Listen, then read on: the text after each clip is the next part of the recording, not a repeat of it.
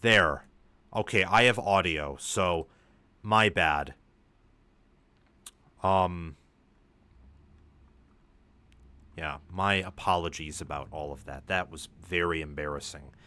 I probably need a sound engineer, but at this point I am my own yeah, I do all the work here on the studio. That's I'm a one man army with this stuff. So thank you for letting me know that I was muted. Okay, that will be cut out. My apologies for that. So what I was gonna say is I haven't felt good this week, but we're just getting this out of the way for 45 minutes, 40 minutes here, just to talk some college football with y'all. Because I have to, and because I like doing this, even though this has been a pretty rough, pretty miserable week for me, if I'm being honest. We're going to talk about Nick Saban. We're going to talk about Georgia player retention, Penn State and their offense, and then Michigan and USC expectations for this season. And for Michigan, we'll go a little bit more in depth and talk about expectations in the long run. Next week, this is very important. Next week, we will not be live on Sunday as much as I want to. I think I just need a day to get some things in order. We won't be live on Sunday. We'll be live on Monday, Tuesday, and Wednesday, though. And then next week, so that will be the final week of July, entering the, first week of August, we'll be live 4 days a week, either Sunday, Monday, Wednesday, Thursday, or Sunday, Monday, Tuesday, Wednesday. And then in the regular season, I can't promise anything, but we'll be live anywhere from 4 to 5 times a week then, with, several episodes being produced by me and the people that help me. Okay, so just getting that stuff out of the way. Again, talking about Saban, Georgia, Michigan, Penn State, and USC today. I'm operating on a limited timetable, so I won't be live for more than probably 45 minutes at the very most. Make sure to like the video, make sure to subscribe to the channel, hit the notification bell, and share this stream. Well, maybe not share the stream around because of the earlier technical difficulties, and that'll turn people off. But in the future, make sure that you share the streams. Let's dive right into it, and first and foremost, I want to discuss Nick Saban and where he could end up if he decides to make a return in college football. I believe that there are only 2 locations that make sense for Nick Saban's return to college football. Now, obviously, that's from my very limited perspective, and I think that some other schools where I could see it, depending on coaching changes being made, or because those schools that are making coaching changes are also blue blood programs. I could see Saban therefore going to Oklahoma. I could see Michigan. I could see USC. But I don't think that those make a ton of sense. Those are just if the right things happen, as in the coaching staffs don't work out there and the boosters are still engaged, and Saban and his wife are willing to relocate and go to a totally different, unfamiliar environment. If all those things are in alignment, then yes, I could see him going to USC if Lincoln Riley doesn't work out, or Michigan if Moore doesn't work out, or Oklahoma if Venables doesn't work out. But there are a variety of things that I think make it such that if Nick Saban returns to college football, there are only 2 schools that would fit the profile of being in the Deep South and being resource rich that I think would make sense for Saban to return to the sport that he loves, and the sport that I think kind of pushed him out into early retirement because of how NIL and the transfer portal and the new changes to the sport, that just the direction those were taking. These schools are Florida and they are LSU.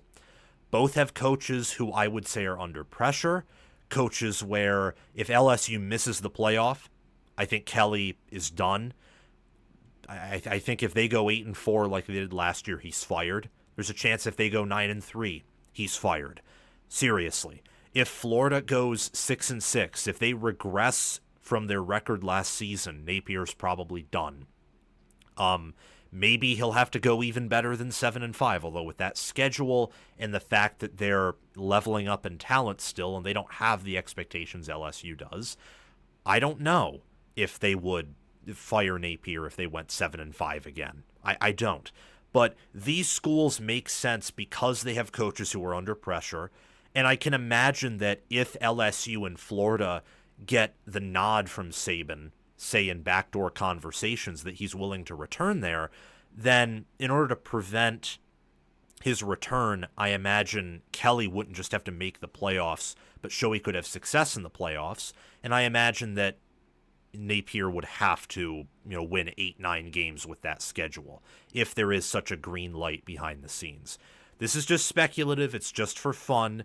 But I think these would be the two locations because they both have elite resources. You can win titles there, whether Saban proved it at LSU or Urban Meyer proved it at Florida. They already have good rosters for different reasons. I think for LSU, it's more so that they're talent rich in the state of Louisiana. They do a good job holding in-state talent there. And Kelly, I think, is overall, a good program developer. And he also inherited a bunch of talent that just needed to be coached up, and he was a far better coach than Ed Orgeron was. For Florida, it is recruiting, but I think it's also a little bit of strength and conditioning in the fact that Napier's a Saban disciple, so he's modeled some of his program off of what he learned under Saban at Alabama.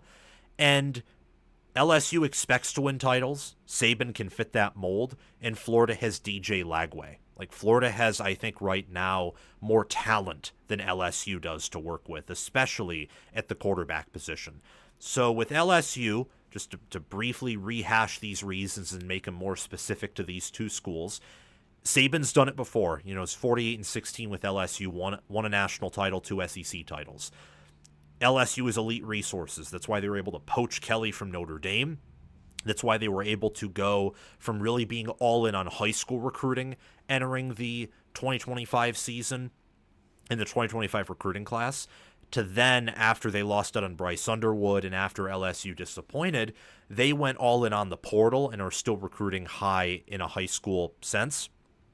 Number 3, Louisiana is a talent-rich state, and I imagine that with Saban there, they'd better be able to lock down the in-state talent and poach talent from surrounding southern schools. Number 4, LSU already has talent, so Saban would get in there, and year 1, there would probably be a little bit of a rebuild if he were able to build a great staff and be able to promise staffers and players he'd at least be there for half a decade. He'd probably have a year where there are some bumps and some cogs, but in year 2 would be very functional because of the talent base. And number 5, they expect to win titles, and Saban expects himself to win titles, so he could deliver there. For Florida, Florida can win national titles. I mean, Muschamp and Mullen fielded multiple top 10 teams between themselves, and they are not nearly the caliber of coach that Saban was.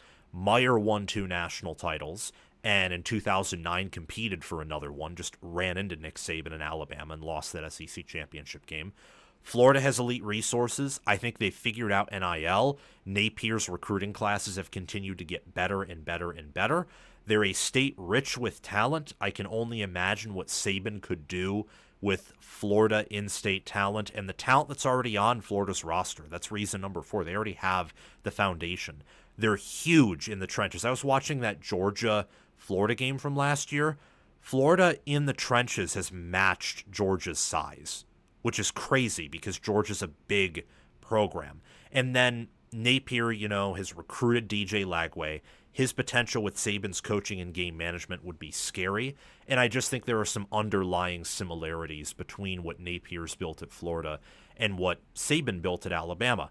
They're not close because I think Napier's a far worse coach. And I think his assistant staff right now is very lacking in certain areas. But in the off-field stuff and the strength and conditioning ways, I think there are similarities there that would make it similar to LSU, where Saban could come in one year, they're a great team, a playoff team, but they're not the best team in America, and then the following year they can really contend for a title. Those are the two schools that I think make the most sense for Saban's return in college football. I don't know if he'll return to coaching. I don't think that there's really a huge incentive for him to outside of his own desires and wants and what his wife wants. So it's a mystery, but it's a fun topic. It's weekly news. I wanted to take some time to think about it, not just be reactive to it.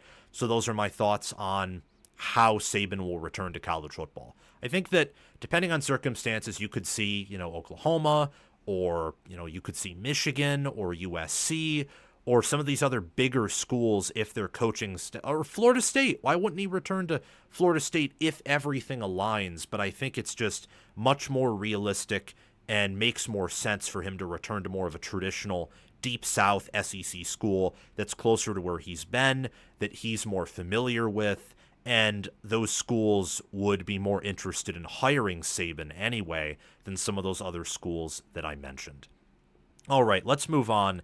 I want to talk about Georgia and why Georgia has to do a better job of retaining their players, because it's been something that I think has been that's been holding them back recently, has been their lack of player retention. Not really in the portal sense, but in the sense that Ohio State or Michigan, for their title runs, paid great players to make a return when they could have went to the NFL and got drafted at a high level.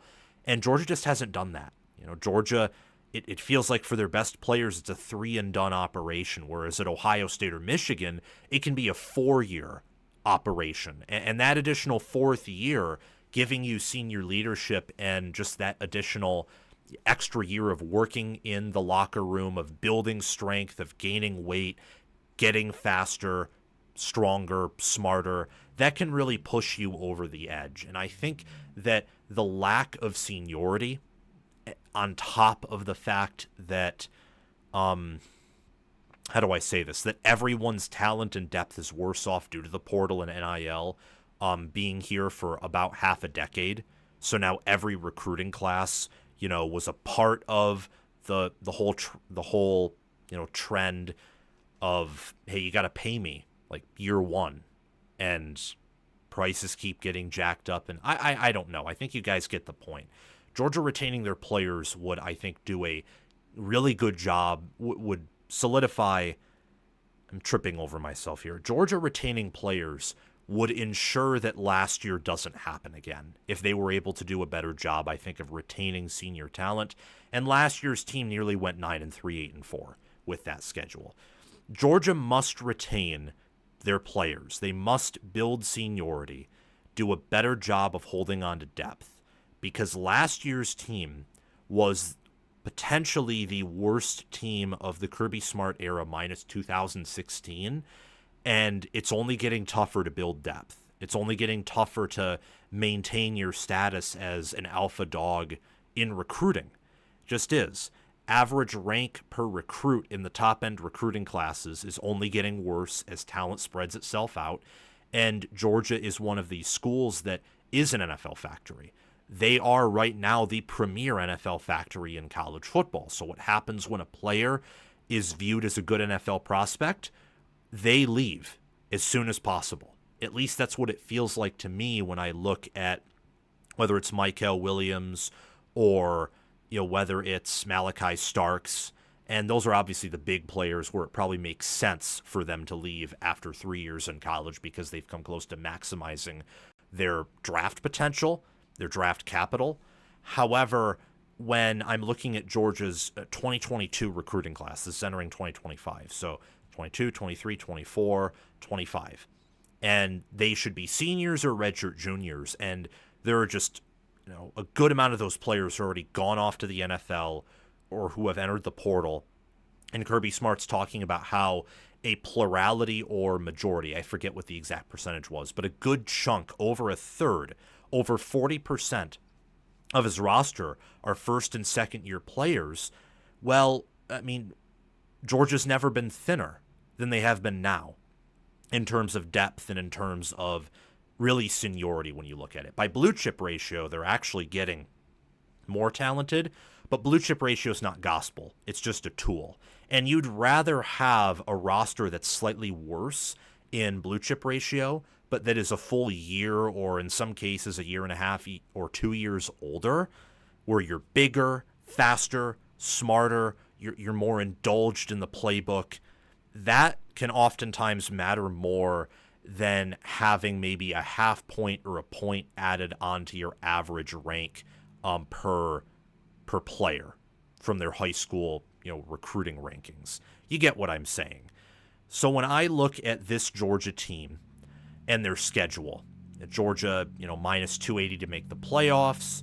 They're up there with Texas being favored to win the SEC. I lean positive at most positions for Georgia. Quarterback and defensive back, I have some questions, but I still think those positions will be good. Quarterback will be good or above average, and I think DB will be great. Just lean negative on them relative to really Georgia's either roster potential, the expectations nationally, or what they were out of high school, or how I think Georgia should perform there. So quarterback, for example, I think will be above average or good, but I don't think Stockton, for example, will be as good as Beck or as good as Stetson Bennett. So he will be a regression compared to Georgia's previous two quarterbacks and the expectations they've built there. Could be wrong. That's just my prediction and outlook. I like running back, for example, with Nate Frazier and Josh McCray, because Georgia recently at running back, after 2021 when they had Zeus and then they had James Cook there, they had Zamir White and James Cook, they haven't really had a feature back. It's been a back by committee of players that really aren't, high-level NFL caliber players at running back, and they've had injuries there. So that's why I lean maybe positive there, even though it's not one of the best running back rooms in the nation. And then they always do well on the line of scrimmage at recruiting and developing. A wide receiver I love for Georgia. I think it's going to be their deepest wide receiver room in a minute for the Bulldogs. Maybe deepest in the Kirby Smart era, looking at how they bring in Zachariah Branch. They return Dylan Bell. Colby Young comes back. They bring in Noah Thomas from Texas A&M, for example. I look at their linebacker group with C.J. Allen and Raylan Wilson. Love that.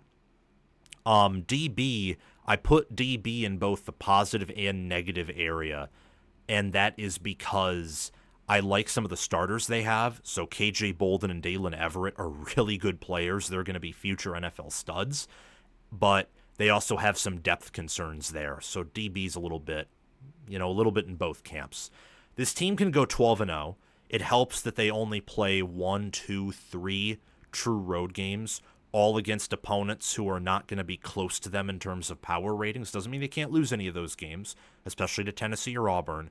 But they only have 3 true road games, 2 neutral fields versus Florida and Georgia Tech, and then 7 home games. It's a very advantageous schedule. I think realistically, their ceiling is probably 11-1, given some of the depth concerns and all they lost after that team last year really struggled to get to 10-2. Their strength of schedule rank, from my perspective in the SEC, is 6th. It's going to be hard to beat all of Alabama, Florida, Texas, Georgia Tech, Auburn, Tennessee. It's doable. Not the most likely outcome, but it's doable because of how talented they are. They only bring back, though, 46% of their production, and that was the norm entering 2023, entering 2022. The only recent Georgia team that returned more than half of their production, or more than 60% of their production, was the 2024 team entering that season. And look what happened. They went 11-3. They beat Texas twice, won the SEC. They had a lot of struggles, though, and Ole Miss dominated them and blew them out. Nearly lost to Georgia Tech. They lost to Alabama in what could have been a blowout. Georgia showed persistence, though, and made it a 1-score loss and could have won in that game. I think when I look at Georgia, they have the best coach in America. They have, right now, the most talented roster in America coming out of high school. I know blue chip ratio, Alabama and Ohio State are ahead, but Georgia has recruited in terms of an average rank per recruiting class at a higher clip than Ohio State has, and recently they've done a better job recruiting than Alabama for about 2 cycles in a row, and they haven't had the same roster turnover or developmental issues that Alabama has had really over the past 4 years, not just the past 2 years. It would help Georgia to bring back players because this defense has, I think, suffered from being such an NFL factory that players, the good players, after 3 years just want to leave because their draft capital's maximized so quickly that in a certain way, it's almost like, what's the point? You've done everything you can do for me. I'm going to go off to the NFL. That's sort of what it feels like. I mean, they don't have a Jalen Carter. They don't have a Jordan Davis. I mean, maybe Christian Miller can be that. But it feels like they have these players who start there for 1 year, then go off into the NFL. And that can work, and that especially worked in the 2010s when you could stack all SEC caliber players in your 2-deep or 3-deep at Alabama, and Georgia was able to do that in 2021 and 2022. You can't really do that anymore.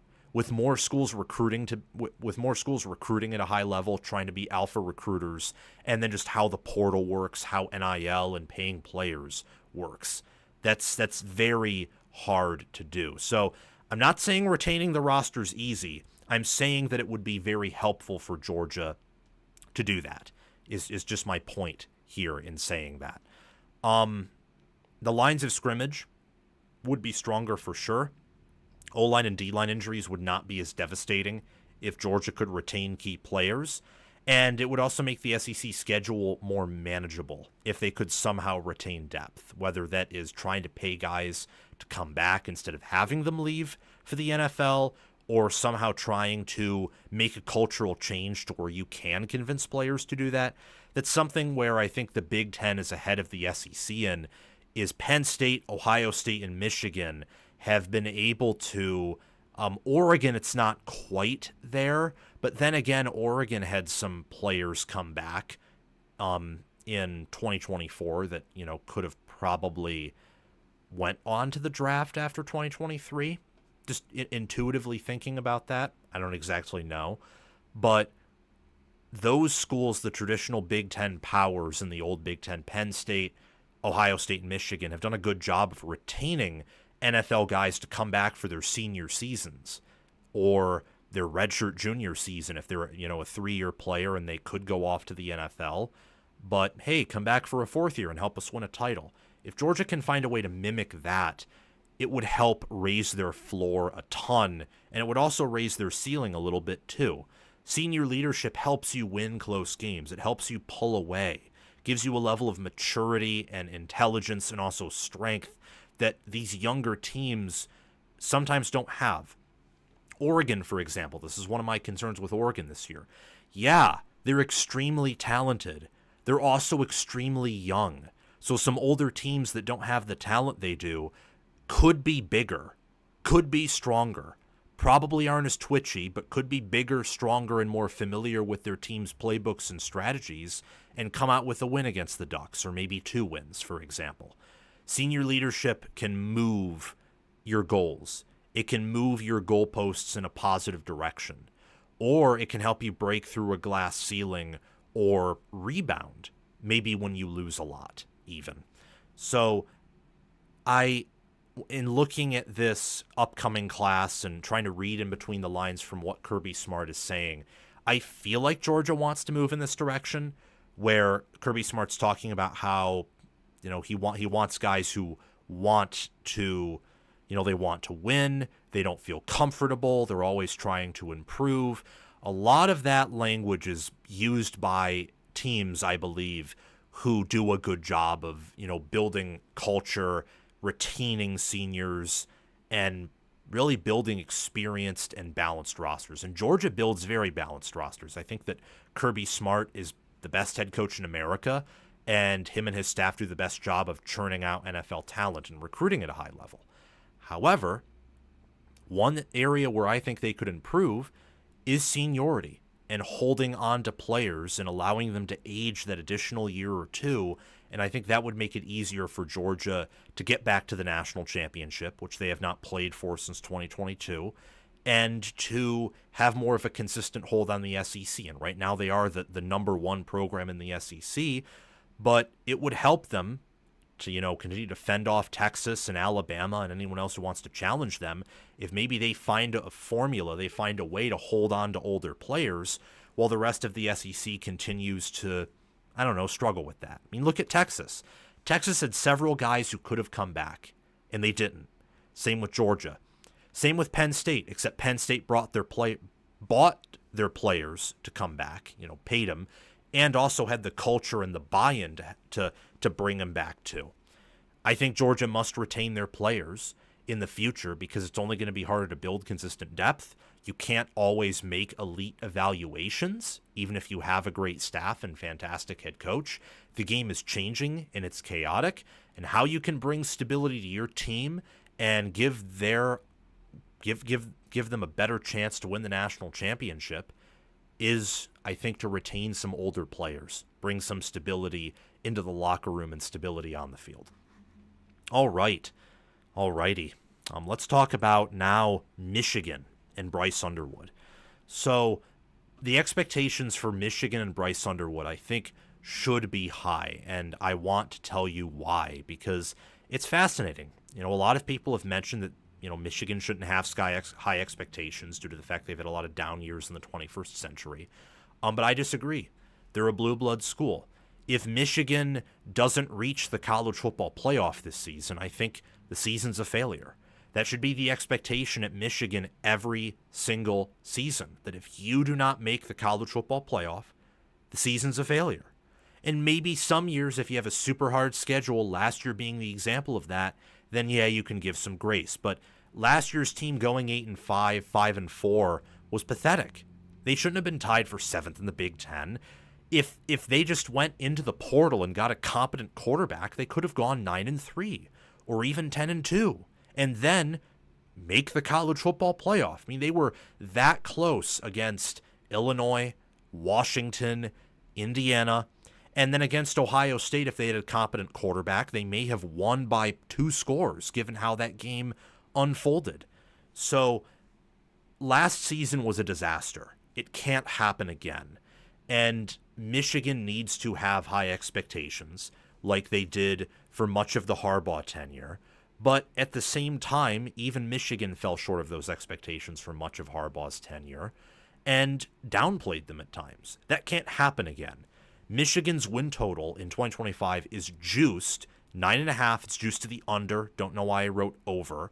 But 9-3, 10-2 is the most likely outcome here for this Michigan team. That's what Vegas is saying. It's 9-3, 10-2. Michigan's an underdog at Oklahoma, so they're thinking 7-2 or 8-1 in Big Ten Conference play compared to, the 5-4 record in Big Ten Conference play last season.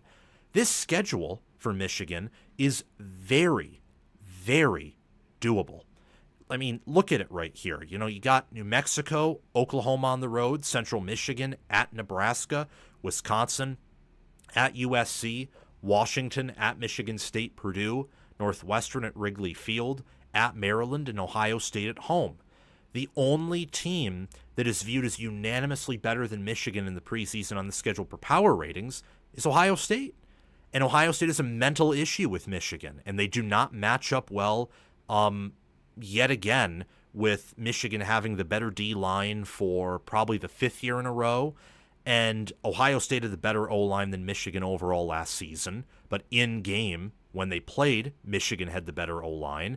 And entering this year, I think it's a toss-up again, with Ohio State losing talent there, returning starters, but losing their best tackle, and Michigan just having such an awful supporting cast where you think the job can only get easier for their offense this year. That's a huge advantageous schedule. They could realistically go, I think, 11-1 or as bad as 7-5. You could widen the outcomes too and say that maybe they could go undefeated, but they could also finish 500 or worse and Moore gets fired. I'm optimistic about much of this offense solely because I don't think it can get worse from where it was last year. With the talented QB, a more talented running back room, an interior offensive line that returns production and wasn't bad last year. It was good, I think, by the end of the year. The problem is they had no supporting cast, so everyone knew what Michigan was going to do. You could only run the ball, so they'd always stack the box. Tackle was genuinely bad, and I still have some concerns there. Same with the wide receiver room and the staff. But the defensive line, based on recruiting, development, and what they've done in the portal, should still be exceptional. Linebacker has 4 seniors in the 2-deep, all of whom have played, and special teams with Dominic Zvada should be awesome. I genuinely think that, a player like Rayshon Benny is going to have a really good year. Same with Derek Moore or TJ Guy or incoming transfers Trey Williams or Damon Payne. Michigan has 5, 6 maybe playable defensive tackles at 300 pounds. No one else in the Big Ten no one else on their schedule except for Oklahoma has that. And no one on their Big Ten schedule has that.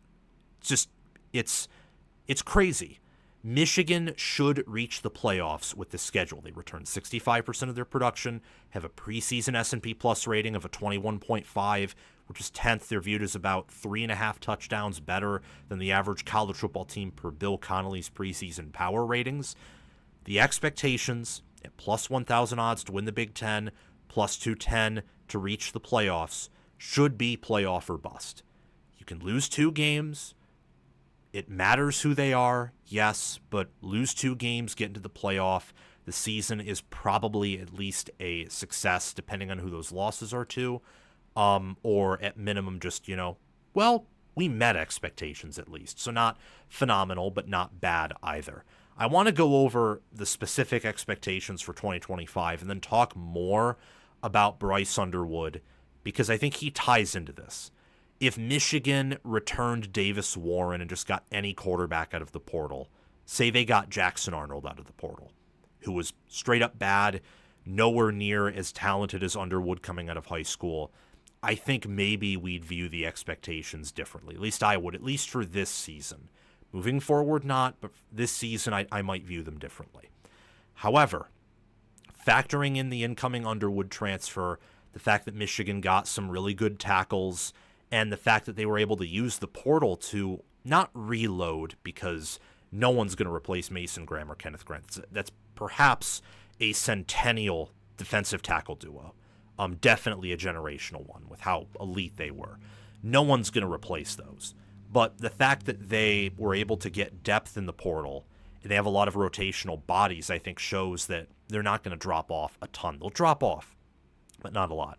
Factoring those 2 things in leads me to say that Michigan needs to go over their preseason win total and make the college football playoffs. That's goal number 1. We already talked about that. Goal number 2 is that Brycen Moore needs to go undefeated versus his rivals given the circumstances. So Michigan State's still in rebuilding mode. Yes, it's on the road, but Michigan has roster matchup advantages against them. Ohio State, they host. They have a mental advantage over. They have better special teams. Michigan has right now as proven as running backs as Ohio State does. In terms of recruiting talent, they're actually better. Haynes is a 5-star. Marshall was a 4-star. Donaldson was a 3-star. And Peoples is a 4-star. And then when you look at the offensive line, Michigan actually has more blue chippers and more 5-stars and more top 100 players there than Ohio State does. And look, I know that for parts of last year, Ohio State's O-line looked better, and earlier in the season it was way better. But I wonder how Michigan's O-line would have looked last season if they had a generational running back duo, a quarterback with legs with eyes in the back of his head, and wide receivers that made it so that no one could stack the box against them. Obviously, you can't make that comparison because you just can't. Michigan doesn't have anywhere close to the wide receivers that Ohio State does, and they probably won't ever because Hartline's that good. But given the fact that Michigan should have the better D-line, they should have the better offensive line, and their special teams unit is impressive, and they're at home, they should win that game. Same with Michigan State. Goal number 3 is the defense needs to be, or the offense, misread that. The offense needs to be borderline top 30. If the 2021 team can do that, so can you. Goal number 4, Michigan needs to show that they can develop their players and make progress. And by that I mean as the team progresses throughout the year, as they play more games, get more snaps, they should improve. You shouldn't stagnate, or players shouldn't get worse. And it's especially important with Bryce Underwood as a true freshman who's going to start. You need to see progression from him, the offense, the defense, the special teams. You have got to see progression. He needs to play at a top 25 level by the end of the season at a minimum. He just has to. If he does not, with the talent he has and the fact that the defense will give him multiple chances, the schedule is pretty easy, and he has an offensive line that nationally, this is not a Joe Moore Award caliber line, but it has the talent and it has several, good enough or great players where they should be able to protect him adequately. They should be able to be a really good run blocking O-line. Again, not elite. This is not a Penn State caliber O-line. It's not even close to Penn State's or Notre Dame's, or maybe even Oregon's. Yet again, I don't know if anyone else in the Big Ten is close to those three.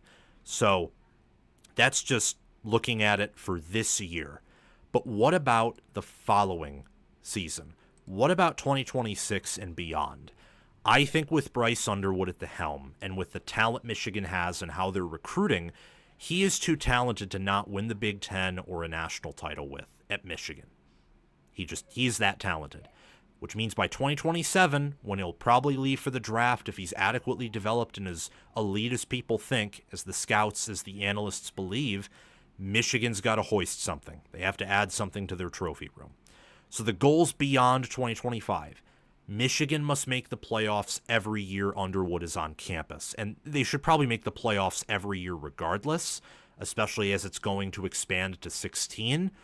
But I just at least want to make the baseline that every year they should make the playoffs while Underwood is there. Michigan should. Goal number 2. Underwood needs to be developed into a first-round pick, and with his talent profile, with his size, he needs to be better than J.J. McCarthy. Now, does that mean he has to win more games than McCarthy or have a better record? I wouldn't say so, because I don't think, and maybe I'm being a pessimist here, but really until I see it, I don't think you will see a Michigan team the caliber of the 2023 team again. It's just that took such elite coaching and such seniority and depth and fantastic development to reach, where unless Michigan can show me that they can recruit at a top 10 level at the worst, top 5 level at best, and that they can put together an elite staff yet again and have a, consistent, dedicated, good athletic department, I don't know if I can say they can field a team as good as the 2023 team again. Even 2022, it'll be hard to get back to that level. I mean, the 2022 team in 2024, I don't know. I think that would have been the second best team in America, like, honestly. And they were nowhere near 2022 Georgia in terms of matchups especially. And I don't know. It just, you get what I'm trying to say. It's harder now than ever to build depth. So I think that's unreasonable to say he needs to have a better record. But better as a player, that's reasonable given the talent and the fact that the Big Ten's only getting tougher, especially at the quarterback position. So Michigan needs to level up there. Goal number 3, the offense in the long run should return to its 2023 self in terms of efficiency. Being able to convert on third down, being able to make the plays when necessary. They should be more explosive, though, with how they're recruiting at wide receiver and Underwood having a stronger, better arm than McCarthy, along with more mobility. Goal number 4, the defense has got to maintain its excellence. If the offense progresses, but the defense is a unit that is now flirting with being inside the top 10 instead of definitely being there every year, well, that's just going to balance out, and Michigan won't be a national championship contender. So the defense has got to maintain, being inside that top 10, being inside that top 5, like it's been there every year since 2021. 2021 it was top 10. 2022 was a top 10, top 5 unit. It was the number 1 unit in America by a good chunk in 23. Last year, it started out only being really a top 25 unit, and by the end of the year, it was playing like a top 5 one again. And then goal number 5, finally, is that given Michigan's resources and Underwood's talent, I think Michigan's got to win it all by 2027 or 2028. Underwood probably won't be there by 2028, but if Michigan continues to win with Underwood, and maybe they don't win it all, but they're winning at a high level and competing, with the money they have, they will recruit at such a level to where I think at 2028 you can see, okay, like they have the team where they should expect to, win it all by then. I would also, just before we get out of here, because those are my expectations, I think I've given them to you loud and clear. A lot of people are going to call me crazy for saying that. I'm not predicting Michigan will do that. I think that every blue blood program, except for Nebraska, should expect to win a national title at least once a decade, some of them twice a decade. that means every year someone at that top is going to have a disappointing season. So Michigan, I'm not telling you they will win it all by 2027 or 2026. I'm telling you they should expect to, given the talent that's coming in, who Bryce Underwood is.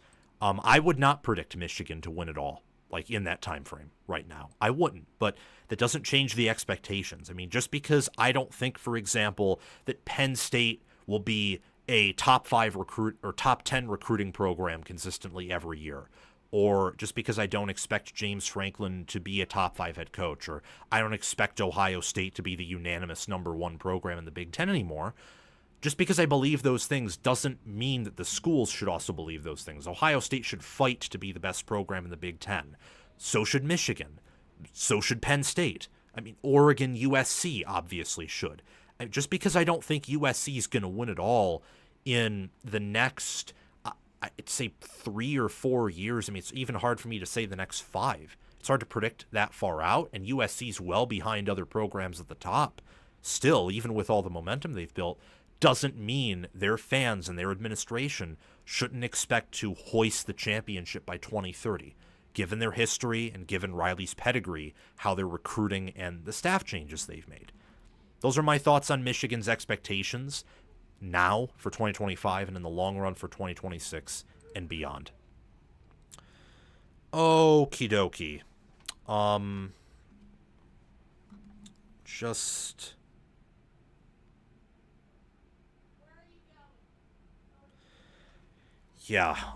Just making sure that I have a commitment sometime in this next hour that I have to begin. So I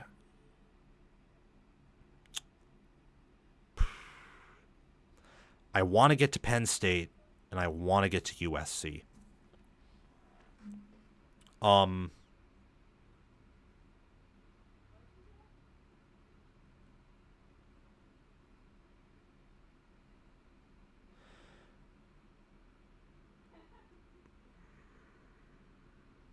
Okay, I'm not in a rush, so I can finish this segment. Thank you. I didn't want to cut another segment short. So we can finish that. Okay, we'll move on now and talk about Penn State and this Penn State offense. This Penn State offense, guys, is going to be elite. It's profiled to be elite. And someone was mocking me saying it was insane. They were top 5 in efficiency last year with no receivers. They bring 70% of their offensive production back. Both their running backs, 4 of their, 5 starting offensive linemen, I think at the end of the year. They bring back like 8 out of 10 of their 2 deep on the O-line. They bring back their 2nd and 3rd string tight end. They don't bring back any receivers, but their receivers weren't that productive anyway. And everyone coming in from the portal, I mean, their worst incoming portal receiver, Kyron Hudson, would probably have been Penn State's wide receiver 1 last year. And then Ross and Pena certainly would have been wide receiver 1. So it's not crazy. It's not crazy. I mean, if I said this on Twitter the other day, if Penn State, yesterday I believe, if Penn State had Carnell Tate as their wide receiver 1 last year, they probably win the Natty or lose to Ohio State as the Natty runner-ups. And Tate last year, while great, near elite, may even have been elite, Carnell Tate last year was not, even close to Jeremiah Smith. He was not better than Emeka Egbuka. There's an argument that Clemson had multiple receivers who were as good as him last year, or that Auburn has, or, that Georgia Tech's Eric Singleton was up there. Like, they just needed a great, or heck, we can go even lower than Carnell Tate. If they had last year's Brandon Inniss, they probably go 2-3 in the Notre Dame, Oregon, and Ohio State games because of how close they were and how far behind Penn State was in receiver talent against Oregon and Ohio State. And then they deeply lagged behind Notre Dame in the overall outside matchup. They had an inferior secondary with an inferior defensive coordinator, and they also had inferior wide receiver talent. So, you get the point. This Penn State offense can absolutely be electric. Penn State, did you know this? They were 5th in 2024 in offensive efficiency rating, with a 79.3 rating per ESPN's FPI. And they scored 33.1 points per game, which was 28th in 16 games, facing Notre Dame and Ohio State, who were top 5 defenses last year per ESPN's FPI. Actually, they were top 3. Notre Dame was 3rd. Ohio State was 2nd. I think Ohio State was number 1, although for whatever reason, FPI thought Texas was that unit. For some understandable reasons. I don't want to get carried away with myself, but the point being, Penn State faced some good defenses last year, and while Ohio State completely smothered them, they were able to hang, 24 points with no wide receivers on Notre Dame, and they were able to, come up clutch on the road against USC, who had their best defense under Riley. And I think that in year one, even with all of the struggles, that Penn State had on offense last year, I think that they showed a lot of signs of progress. I mean, again, Penn State was 5th in offensive efficiency last year with a 79.3 rating. They scored 33.1 points per game, which was 28th. They were top 15 in points per play, top 10 in yards per play. Aller was top 20 in America in most statistical categories. He made a ton of progress from 2023 to 2024. And Penn State ran for over 5 yards per carry. I mean, that was probably one of the more, if not the most productive rushing offenses under Franklin. And they didn't have Saquon Barkley, and they didn't have a quarterback as mobile as Trace McSorley. That's just how good Penn State's offensive line was last year. It's gone from a weakness, a stereotypical weakness of the program, to being a huge strength. Penn State's almost minus 300 to reach the playoffs. And I got to tell you, with the O-line they have, with the quarterback, wide receivers from the portal, the running backs, the tight ends, and then with what they have on defense with Jim Knowles and that D-line, and that linebacker core, and the corners, and even though safety is a little bit of, I would say, a concern, I still think it's a good, great unit nationally in football. I don't think they can go worse than 10-2, barring several critical injuries. Several of them. I mean, I will go as far to say they lose Drew Aller. Well, they're not beating Ohio State probably, and they're probably not beating Oregon either. But with all they have on defense and offense, they could probably run the ball with a super inexperienced, quarterback occasionally passing to keep him honest, and they could probably win the other 10 games, if not 9 of them. And I don't think Aller will get injured. He's tough. He doesn't have a bad injury history whatsoever. He's a big, strong, athletic in terms of being a quarterback. He's not like a dual threat athlete, for example, but he doesn't have a bad injury history. He's a very healthy guy. So this team is a very high floor and a very, very high ceiling. And I think the offense plays into this. When I look at the offense, for example, I have on my all Big Ten team Drew Aller, Singleton and Allen at running back, Nick Dawkins at center, Olavega Ione and Cooper Cousins at guard, Nolan Rucci, Anthony Dunco, and Drew Shelton at tackle. They have 3 tackles who will be in the NFL one day on their current roster. That's nuts. Name me another program who has that, where right now they'll be in the NFL in the future. Dunco, Shelton, and Rucci have all played at a level that suggests in the future they will be in the NFL. I don't know another program with that type of proven production at tackle. I don't. I just straight up do not know. And with Aller being in another year of, learning the playbook, of gaining experience, of practicing, of probably becoming more mobile, I'm sure that Kotelnicki will want him to be able to run the ball more because they won't have a Bo Pribula to be a wildcat option.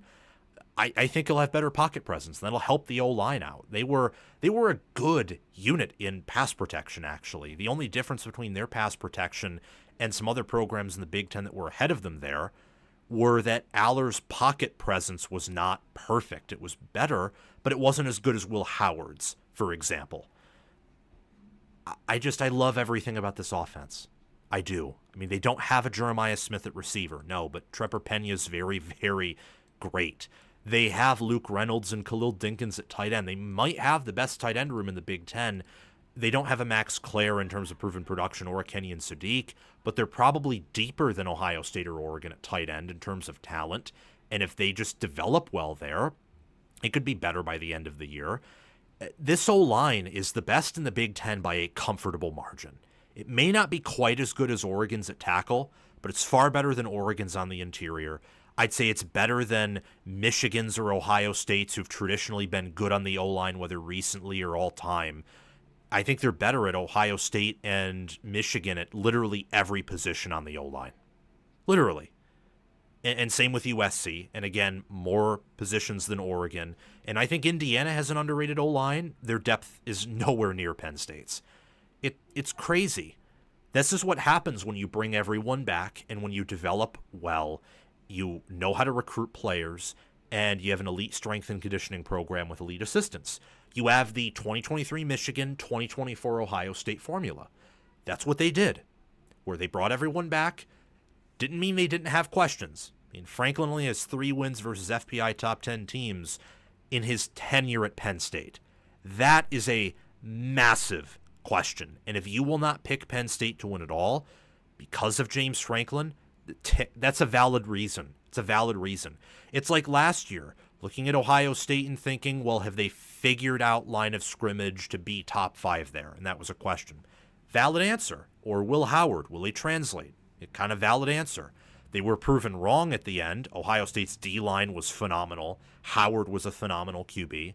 And then for Michigan the prior year, in 23, do they have the wide receivers to carve elite defenses? Is J.J. McCarthy going to take that next step? Can they win it all with a blue chip ratio barely above 50%? Valid questions. Penn State has those, to disagree with my stance that I think they're going to win it all this year. But they're experienced. 14 of 22 of their starters are seniors. That also translates to the offense. This team is deep. It's an incredible team. And the offense, I think, is the epitome of this. Defensively, I don't think they'll replace Abdul Carter. And I don't quite know if their DBs are as deep as at times they used to be. Maybe I'm wrong there. And I do think that Knowles is the master of punching above his weight class. You saw it at Oregon State, saw it at Duke. I think you saw it at the first 2 years with Ohio State, where they had the stars, but they had no one close to Caleb Downs, and the defensive line was, lagging behind its talent level precipitously. And yet he fielded an elite defense in 23 and an even better defense last year in 2024. So I think that side will be fine. But I want to focus on the offense today because I actually think the offense might be more talented than the defense.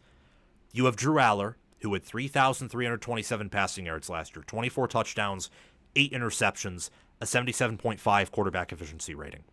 There is a chance that he is round 1, pick 1 in the 2026 NFL draft. There's a chance of that. There is a chance where he is the number 1 quarterback in America this year. There's a chance of that. He has the measurables, he has the size, the arm strength, the ball placement. He just needs to be more consistent. And you know what? To everyone who tells me, oh, he sucks, he's overrated, he progressed from 22 to 23 and from 23 to 24. He's gotten better every year. And if he gets better at the same pace he's improved at, so for example, from 2023 to 2024, if he gets better there, he'll be a top 10 quarterback at the worst, top 5, maybe even number 1 at the best. And that's not even including the fact that he returns an elite offensive line. He upgrades tremendously at wide receiver. J.J. McCarthy from 22 to 23 went from being, fringe top 15 like Aller last year to being a top 3 quarterback. And they didn't get a wide receiver in the portal for him. They just returned the same guys they had the prior year who were better than Penn State's wide receiver core last year, especially Roman Wilson. But still, I don't think 2023 Michigan had a Trevor Pena or a Devontae Ross. I don't think they had anyone with the athleticism in terms of size that Kyron Hudson provides for Penn State.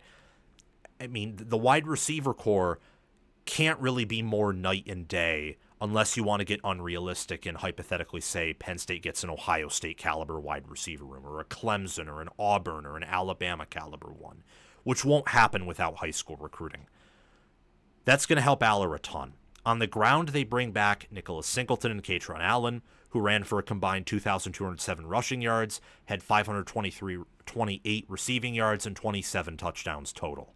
At wide receiver, Trevor Pena, Devontae Ross, and Kyron Hudson all come in. Those are going to be the starters. Combined between them, they have 2,446 receiving yards and 23 touchdowns. Reynolds and Dinkins come back with 233 receiving yards and 3 receiving touchdowns. Warren was a 1,000-yard receiver last year at tight end and played Wildcat quarterback.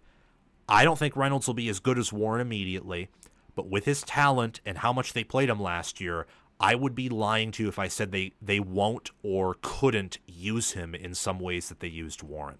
And then on the O-line, they got Shelton, they got Rucci, they got Dunco, Ione, Cousins, and Dawkins. Then you also have like Birchmeyer and Williams, who are probably not great players yet, but were top 100 players, great offensive linemen out of high school that have had a few years in the system and have been developed by Phil Trotwine, who I think is up there with Kyle Flood and Joe Rudolph in terms of the elite offensive line coaches of college football.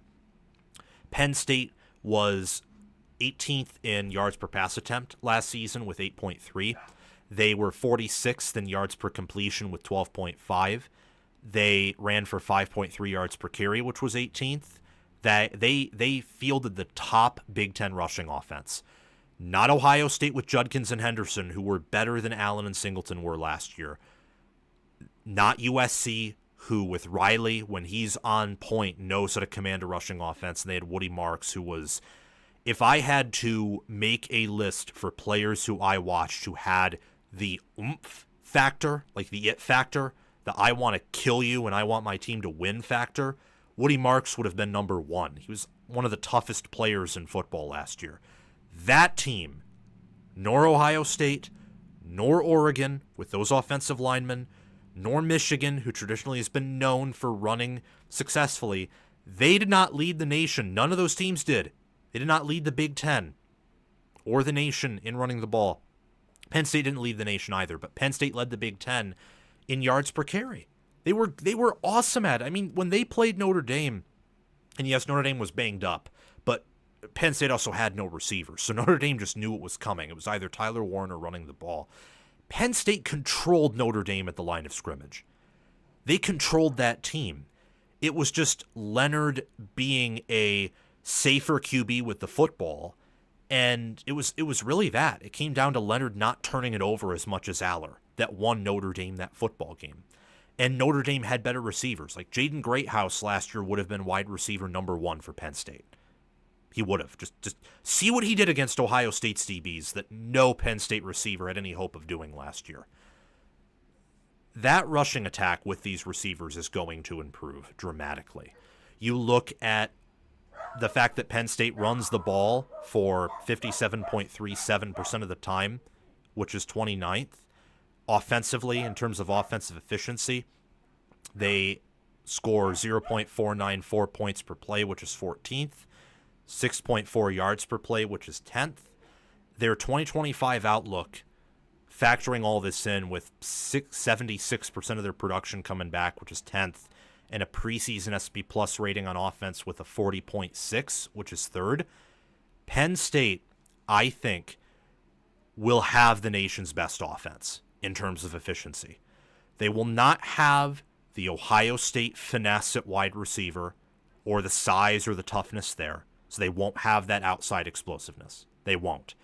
They will not have Arch Manning levels of dual threat quarterback and absolute, NFL hype frenzy.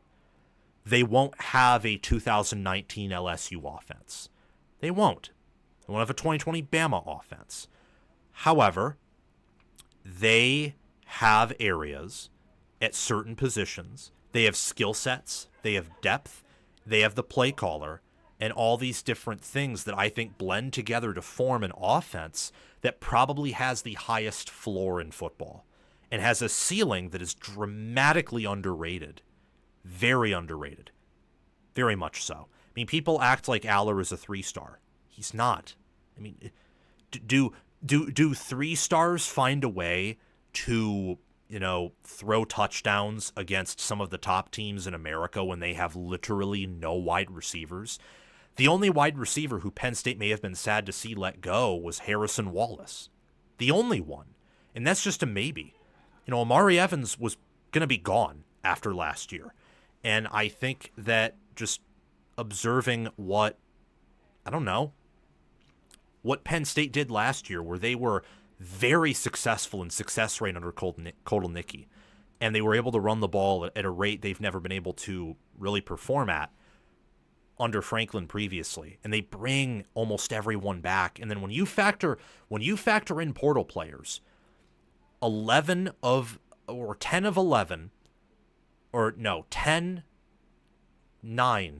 9 of 11 of their players, 9 of 11, 8 of 11, started last year at some school. And the others were rotational players. They were second stringers. They were guys that played in key moments. So this is an old, experienced, talented, proven offense with an offensive coordinator that at worst is top 5, top 10 in America, that I and many others think is the best. They have a potential round 1, pick 1 quarterback. And they have what should profile as the number 1 rushing offense. Notre Dame, yes, they return a really good O-line, and they have two elite running backs, but Riley Leonard's gone, and Carr is less mobile than Aller is, and they just don't have that same experience overall in offense that Penn State does. They don't. Ohio State, we've already talked about this. I mean, they lose generational running backs. They're not going to replace that immediately. Saban is not as mobile as Howard is, and their offensive line, when you watch in the playoffs, was a good unit, but it was still mitigated by the staff because against great defenses, it can't hold up. They don't have the depth there, or now even the talent to be this Joe Moore Award caliber unit. I think in 2026 they will be, for sure, because they'll probably bring everyone back from that unit. But this Penn State team just has so much going for them on offense, especially. So that's my thoughts on Penn State and this offense. The rushing offense will be superior to the passing offense, tying this in to a previous question that was asked of me of whether the Penn State rushing offense or passing offense will be better. The rushing offense will be superior. It should be the number 1 rushing offense in football. This team will probably be able to do what Michigan did in 2023. They could probably run the ball 30 times in a row, and against teams that don't have the number 1 rushing defense, they should be able to average 4, 5, 6 yards per carry at times and establish game control. And I think they will have more explosiveness than that Michigan rushing offense did because their running backs are much better. Like, Katron Allen's better than Donovan Edwards, and Singleton is much better in terms of talent profile than Corum and Edwards as well.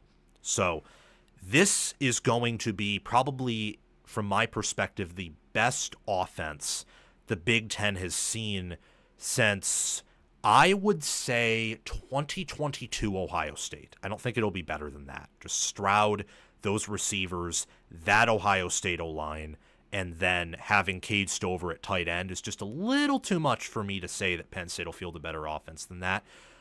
You probably won't have, again, the explosiveness that last year's Ohio State offense did, but you will not have the floor that offense did. I mean, that team and offense looked putrid against Nebraska and Michigan, who had good defenses, especially Michigan's, but they did not have generational defenses either.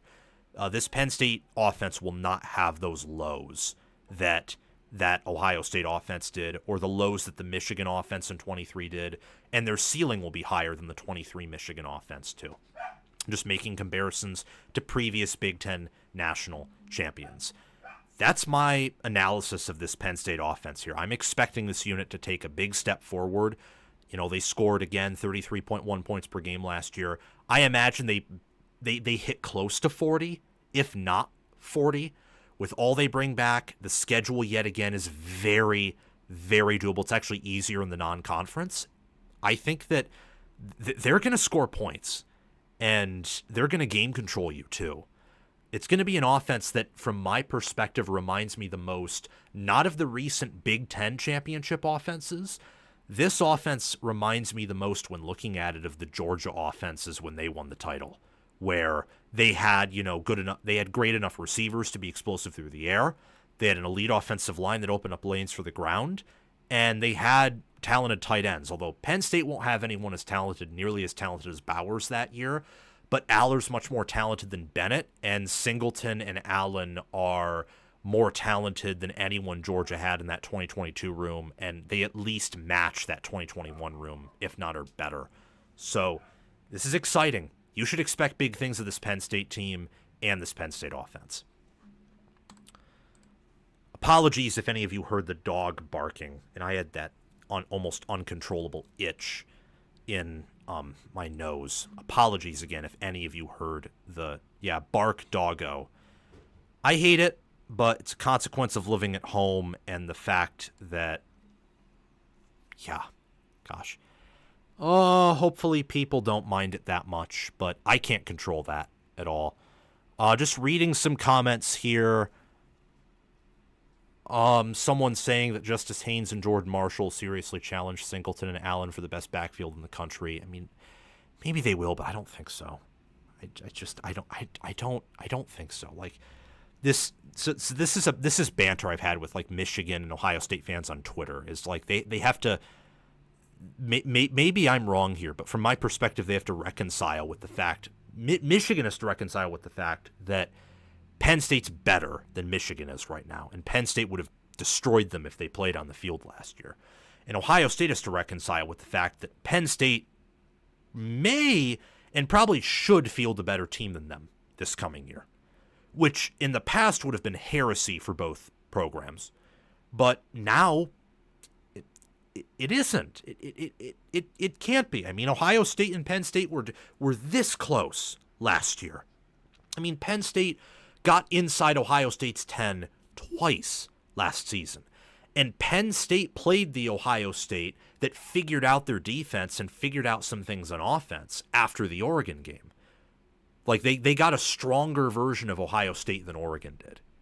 I know that Oregon had to play Simmons for a quarter and a half, but Oregon was able to expose some things for Ohio State that ended up helping Ohio State, figure themselves out and be able to go on that dominant playoff run. Penn State played the Ohio State team that was already getting to the point where they were going to perform at a high level in the playoffs. And they only lost to them by 7 points. And yes, I know Penn State had the defensive touchdown, but Ohio State was turning over that ball consistently in that game, and Howard was good for basically a turnover or two every game in the regular season anyway, against, really good defenses. In the playoffs, totally different story. So, and I also know that, Ohio State fumbled out of the end zone. Like, there was a reality where it could have, like, the final score could have been 27-6. There's also the reality where the final score was 27-20 in favor of Penn State. Just straight up. Like, that's that. So I think that the 20-13 final score was very fitting. Both offenses performed worse than they should have given the yardage and field position, and both defenses either got lucky or played better. And yes, Penn State's going on the road to play Ohio State this year, but Ohio State loses more. Penn State's caught up a little bit to Ohio State in blue chip ratio. They're not close still, but they're much closer than they were. And they're older. And Penn State's deeper on the O-line, and they have more playable 300-pound defensive tackles. Like, Penn State is the same size as Ohio State on the D-line. They're just as deep there. In fact, I'd say they're deeper, which is insane, but times change. And then as for Michigan, Penn State would beat Michigan by like 30 points this year. By the end of quarter number 1, it wouldn't even be a game. It would look like the Orange Bowl. This year's Michigan versus this year's Penn State would look like the Orange Bowl. Like, within one quarter, it's like, oh crap, Georgia's going to win in a blowout. It'd be the same thing here. This Penn State team they're fantastic. Absolutely fantastic. Seriously, they're absolutely fantastic. Any other comments? Penn State is scared to play Syracuse too, says a Georgia fan. Okay, last but not least, what we're going to get to is USC and what I think reasonable expectations are for USC football in 2025. Okay, so USC, I think, should expect to improve on their 2024 win total by probably 2 games. What record or performance would make you happy with Riley's program? What do you think USC needs to do this year to gain your trust in their program, to make you believe in Lincoln Riley and the operation that he is running? Well, that's what we're going to talk about now. I think that a reasonable expectation for USC in 2025 is that you go 8-4, 9-3, 7-5, or anything worse I don't think is acceptable. You play at a top 25 caliber level, and you maintain your number 1 recruiting class, and your staff shows progress, and your offense and defense both improve. Your offense regresses to the mean Lincoln Riley offense, or it gets closer to that, and you field the best defense in your history at USC if you're Lincoln Riley. A better defense than the one in 2024, which actually was the best defense of Lincoln Riley's tenure. It was better than the 2023 defense by a mile, and was also better than the 2022 defense, which at least was good at getting pressure and forcing turnovers. The 2023 defense was good at absolutely nothing. I believe that USC is going to be a high-flying team this year. The schedule is very advantageous. Depending on what happens here, I could see them going 11-1. If everything goes right and USC is elite developmentally and they call near perfect games and other teams on their schedule fold a little bit, they could even go 12-0. Not likely, but I think it's possible. Realistically, I'm thinking 11-1's the ceiling, 6-6 the floor. They remind me a lot of Michigan, except Michigan's coaching staff is worse, but their roster's better. So that averages out to having the same high levels of variance. And both teams have very advantageous schedules, but enough big games or potentially competent opponents to where they could also wet the bed and everything just falls apart. I love Jaden Mayava. I think he fits the Lincoln Riley system in offense better than Miller Moss did. I like USC's interior offensive line, especially if DJ Wingfield is eligible, and I certainly hope he is. What I want to focus more on, though, is the defense. That's what I want to focus more on.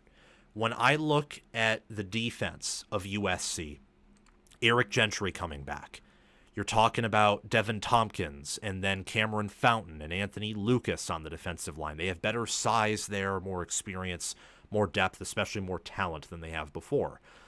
Eric Gentry, I think, is going to be the best linebacker in the Big Ten, as long as he's healthy. They return Kamari Ramsey, and they bring in Bishop Fitzgerald from the portal at safety. DJ Harvey should be a pretty good corner coming in from the portal. And then we have DeAnthony Lynn in year 2. We have Eric Henderson, Rob Ryan, and Doug Belk as coaches. Henderson, Belk, they're in year 2. Nua, I believe, is in year 4 with the program. He had joined him in 2022. Is still on staff because he's a good coach. And then I pay attention to the fact that, Lynn, he doesn't just have a second year to work with these guys. He has another year of recruiting for the defense he wants to run, where, they want to use 4 down defensive linemen. That's what they want with USC. They want 4 down defensive linemen, and they want to be consistent. They don't just want to force turnovers and get pressure. They want to, keep you in front of them and not give up big plays and have that Ravens-style defense that Michigan's worked to perfection and has produced several top 10 defenses with. Their strength of schedule, I rank it as the 16th in the Big Ten, only looking at conference play. Their non-conference schedule is tough because they have to play Notre Dame on the road, but they nearly beat Notre Dame last year, and a lot more went wrong for USC and right for Notre Dame. So if both teams regress to the mean, USC should catch up a little bit to Notre Dame. In preseason S&P Plus, USC's ranked 30th, and they only bring back 50% of their production. But I think they're still leveling up in talent, and this staff is far better than even last year's staff. with the addition of Trumaine Carroll and Chad Bowden as the strength and conditioning coach and GM. And then last year's staff in 2024 was infinitely better than the 2023 staff because they replaced basically the entire defensive staff at USC, but most notably Alex Grinch with D'Anton Lynn and their current defensive staff. The expectations for the Trojans can't be sky high this year because it's more like they're in year 2 than year 4. That, I think, is the perfect analogy because they clicked the reset button. They flipped the switch. Changing defensive philosophy that intensely, going from Alex Grinch running a 3-3-5, you want to force turnovers, get a bunch of pressure, be fast, be small, be wiry, but not Big Ten big, counteract the spread, but you're not built at all to deal with these teams that can match you with speed or maybe aren't as fast as you but are much bigger and certainly more powerful. They have, you know, their punch is stronger and deadlier than your punch. Going from that to wanting to run more of a Big Ten defense, 4-down linemen, wanting to build depth at linebacker, wanting to build depth at every position, to be big at the defensive line, play 2 defensive tackles, all of that stuff, that is called hitting the reset button.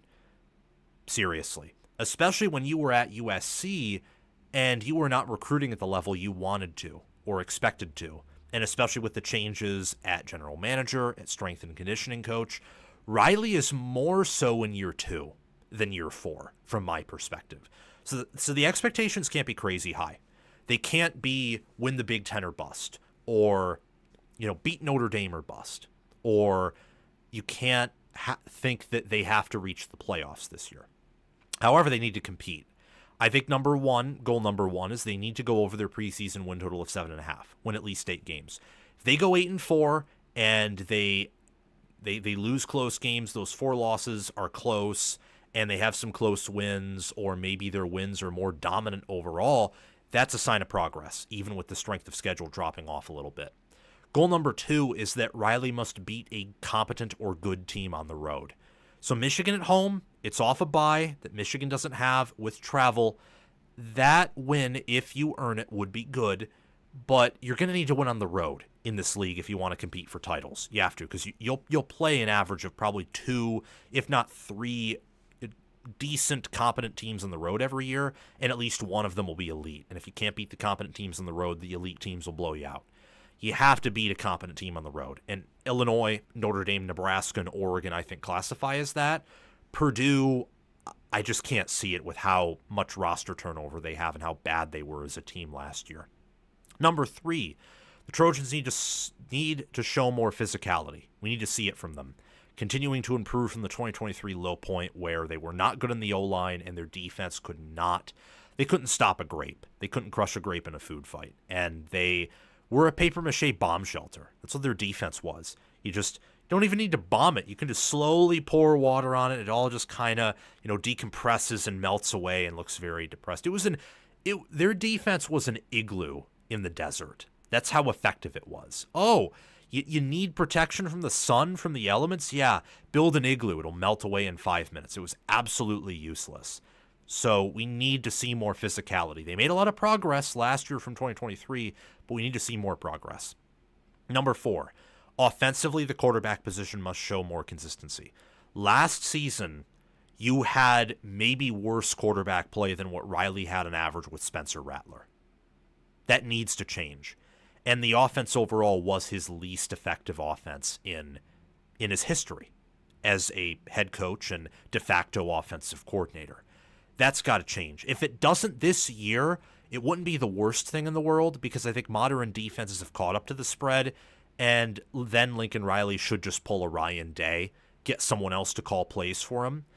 I can only imagine with college football becoming a bigger sport and having more responsibilities on the coaching staff and head coach, and then defenses catching up to offenses, for example, in terms of scheme, I can only imagine that being an offensive play caller and head coach is much harder now than it was 5 or certainly 10 years ago. And now you're seeing, so Manny Diaz, for example, or you're seeing Mike Elko do this at A&M, and Brent Venables do this at Oklahoma. You're seeing some defensive coaches say, I'm going to call plays on defense now. And with how defenses have caught up to offenses, I can maybe see that making sense, because being a head coach and defensive play caller, I can imagine might be easier now than it was 5 or 10 years ago. Though maybe I'm wrong on that front. But I think it's harder now more than ever to be an offensive savant and head coach and call plays. I think it's harder now more than ever. So if Riley can rebound in a huge way and field the top 10 offense, that would be very impressive. And he can do that. I think the unit will improve, but we need to see that. Not just I think they will. We need to know that it will. And we'll probably have a good idea of that by late September, October. Maybe it'll take until November. Who knows? And then goal number 5 is the defense should improve dramatically as the staff is in year 2, not year 1. And they need to be capable of carrying the team if needed. All the teams they play, except for maybe Oregon and Notre Dame, depending on how they pan out, and I would more so side with Oregon there, their defense should be able to get stops against fairly consistently. Just looking at their starters, the play caller, the depth they have, the superior size, conditioning, recruiting. This USC defense should have some nastiness to it and should finish as a top 25 unit at the worst this season. Because last season, they were top 50. They were a top 50 unit after being a unit well outside the top 100. I expect them to be top 25 this year. They could be better, but top 25 would be good enough combined with a likely offensive improvement to certainly get to 8 or 9 wins. Beyond that, I believe USC needs to be competing for titles again, Big Ten and national, and be a consistent playoff contender, if not make the playoffs every year. That should be the expectation long term. But for this year, I view Riley as being in year 2. He just needs to win 8-9 games for me and to be competitive in his losses yet again, win more close games, and beat better teams than he beat last season. Those are my expectations that I think are reasonable for the USC 2025 football team. And with that, we're done. I have a commitment that I have to be at. Luckily, the person was flexible, but I'm done. Make sure everyone to like, subscribe, hit the notification bell, and comment your thoughts down below. Thank you very much for watching. The cuts from this live show, these 5 videos, and then the Miami, Alabama, and Clemson predictions, those will all be up between now and Monday when I go live next. I'll be live next Monday at 6 p.m. Eastern Time. Thank you so much, and I'll see you all very soon. Bye-bye.